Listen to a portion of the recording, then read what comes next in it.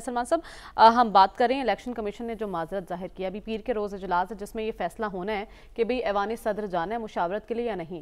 آئین واضح ہے, جو چیف الیکشن کمیشنر نے بھی خط لکھا ہے اس میں آئین کے حوالے دیے ہیں, پھر کنفیوژن کیوں ہے؟ دیکھیں یہ لڑائی تو تھی سیاسی. اب الیکشن کی ڈیٹ کے حوالے سے بات جو ہے اداروں کے درمیان تناؤ میں تبدیل ہو گئی ہے. کیوں ہوئی ہے؟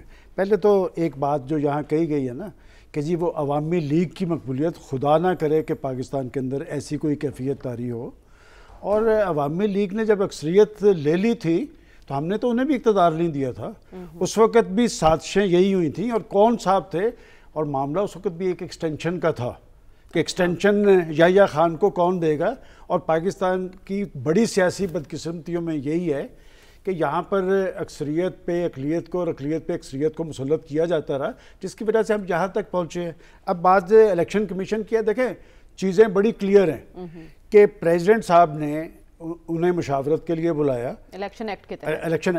تو بات یہ کہ کیا صوبائی الیکشنز میں پریزیڈنٹ صاحب کا کوئی رول ہے, اور میرے خیال میں کہ پریزیڈنٹ صاحب نے اگر انہیں وہاں پر بلایا تھا تو جانا چاہیے. ایک اصل جو ب معاملہ ہے نا, دیکھیں 2 سپریم کورٹ کے ججز نے چیف جسٹس صاحب کو کہا کہ آپ سوئے موٹو نوٹس لیں اور آپ تاریخ کا فیصلہ کر دیں. بالآخر یہ فیصلہ کورٹس میں ہی ہونا ہے, اس لیے کہ پاکستان کی سیاست میں تو ایک ڈیڈ لاک ہے, کوئی کسی کو تسلیم کرنے کے لیے تیار نہیں ہے. ایک چور اور ڈاکو اور اس کی گردان ہے.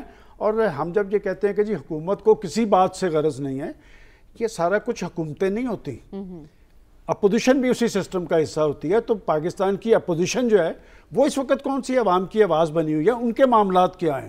بات یہ کہ کل جو مجھے ان کے خط سے سمجھ لگی ہے, میرا نہیں خیال وہاں پر الیکشن کمیشن کے لوگ پریزیڈنٹ صاحب کے پاس جائیں گے. ایک نیا مسئلہ یہ بن گیا الیکشن کمیشن کا کہ پہلی دفعہ یہ ایک بیوروکریٹ بنا ہے chief election commissioner.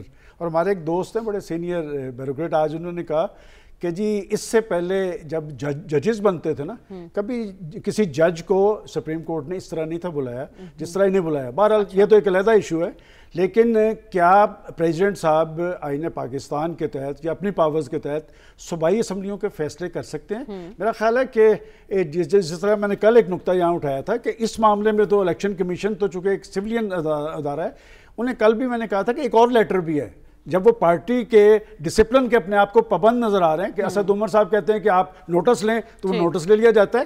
Sheikh Rashid صاحب کو ہم کبھی یہاں ڈسکس نہیں کرتے, بہرحال وہ پولیٹیکل معاملات پہ وہ سینسیبل ہیں, اور انہوں نے درست کہا ہے کہ جی پریزیڈنٹ صاحب کل ڈیٹوں کا اعلان کرے نہیں تو استعفیٰ دیں. دوسری بات انہوں نے کہا کہ الیکشن ایک ہوگا. دیکھیں اس بات پہ تو جنرلی خود پی ٹی آئی کے اندر بھی لوگ ایسے ہیں جو یہ بات کہتے ہیں کہ جی اس پہ اتفاق رائے ہو جانا چاہیے.